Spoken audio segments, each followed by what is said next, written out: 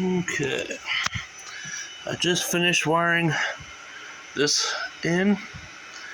I took the wire that I had going up over there to USB port out, and I converted it to some of these MC4 connectors here to power this. I used one of my parallel cables so I can connect this and have this go to all the negatives, and it has a power switch on it. See, it's got 13 volts from the batteries. USB ports lit up. It's got a 12 volt cigarette lighter or car charger port there. I'm gonna plug my phone into it with my phone charger cable here just to see if it, make sure this works. I just put this together and now going to test it.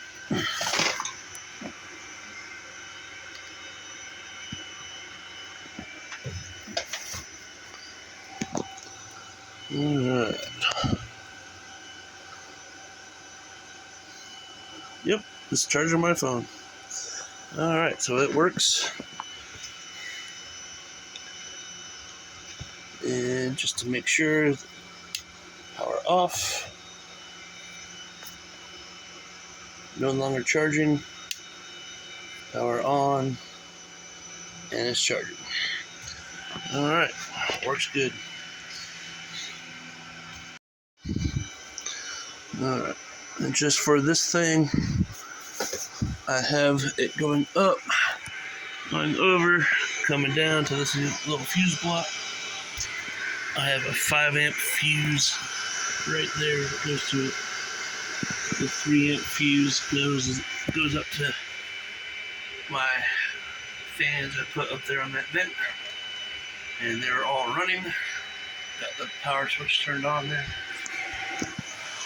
That 3 amp fuse goes to this, which powers my backup camera on the back of the trailer. And then this 5 amp fuse here goes down to this fridge cord. And there's actually nothing attached to that 15 amp fuse there. Yeah, I don't know what I would be putting there, but I think it came with that 15 amp fuse, I'm not sure. Everything else I wired coming off the batteries, and it comes off of this fuse block, the 40 amp one. None of these fuses have popped yet. Alright, this is my bus bar I got from bigbattery.com about a year ago, maybe more. I guess about a year and a half now. Right now, they sell it for $35 plus shipping, which makes it about $52 off their website. I think I paid less than that because I ordered a cable and they don't have that cable anymore, so they sent me this plus one of the Anderson plugs to ring terminal.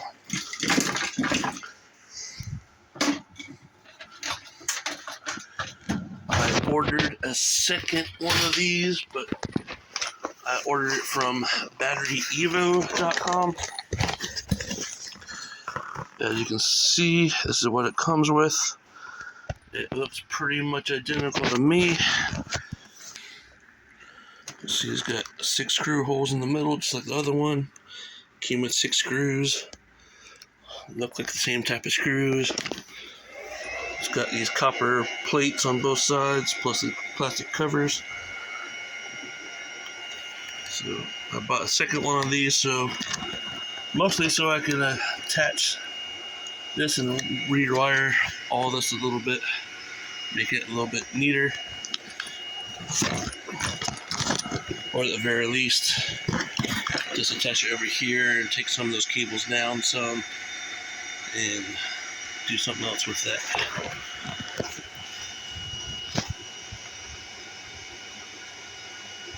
Turned my AC on after a couple of days because the batteries died the other day.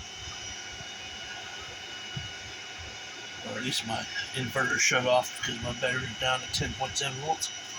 It's been raining every day lately, so not great for solar. I have to turn my AC up more so it doesn't drain the batteries. I did come out here recently and put a bunch of these little wire holders in everywhere. That way the wires are secured. I don't have to worry about them shifting all over the place.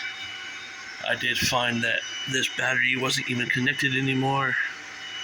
This wire from the battery right here to the battery. And I've retightened all the connections to make sure they were all good. But you can see after one day of being completely off, my battery is sitting at 13.2 volts this morning. This was a 13.1. It was supposed to say 13.2. And I couldn't tell you what that one is without getting a meter on it.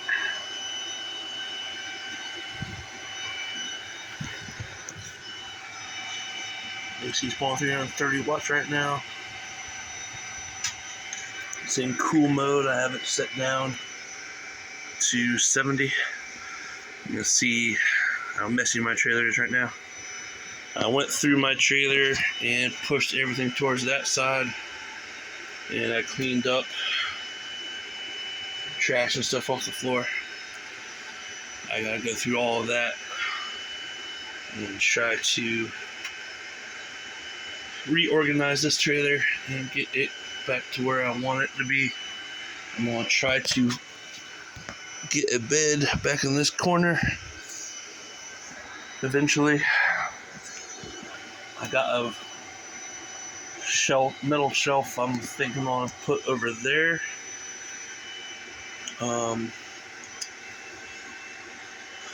Either that or I'm going to move this over there so I can get my bed over here and maybe put my shelf across there at this wall. I'm not really sure what I'll do yet. But the only issues I've had so far with this setup is the fact that on really hot days, if I keep it below 80 in here, these batteries will drain. And of course, that AC in high speed pulls 900 watts. It goes down 150 watts if it's just maintaining a temp, but it has to be really close to the set point. On really hot days, when the uninsulated trailer, it just has to work too hard. If you have anything below 80, I had it set at 77, and it's been mid 80s to low 90s the last week or two. And the batteries have only shut off, drained one time in that time.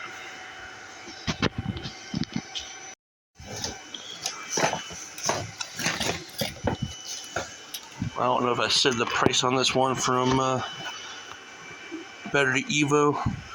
This was $39.99 with free shipping. So it cost me $39.99, which makes it cheaper than that one from Big Battery. And they look identical. They have the same type of backboard. I don't see any actual difference in them. You see they have bolts, nuts and bolts on them. And I just have that mounted on here to this board.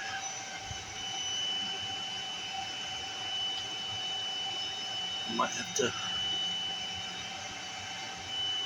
change all of this to something else.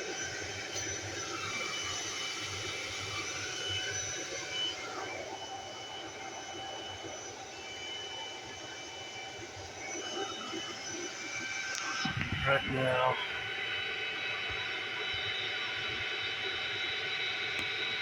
This is coming off of my roof, off my 4 100-watt panels. And you see it's only putting in 2.9 amps to the batteries.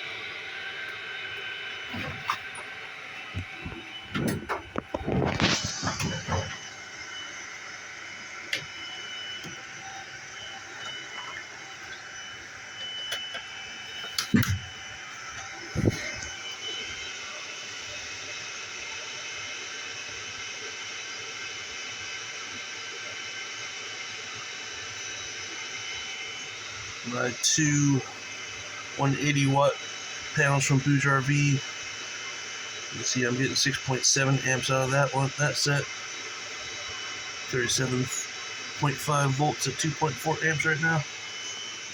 And this one is my other 2 that are covered by trees. Let's see. I'm getting 35.8 volts out of those. 1.58 amps.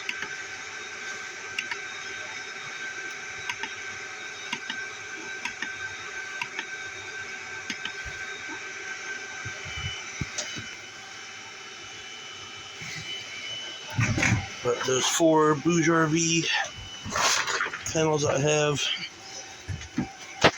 are doing really good. The ones on the roof are doing about what they've always done, which is not a whole lot. There was enough in the desert, but out here in Florida, 400 watts is nowhere near enough in panels.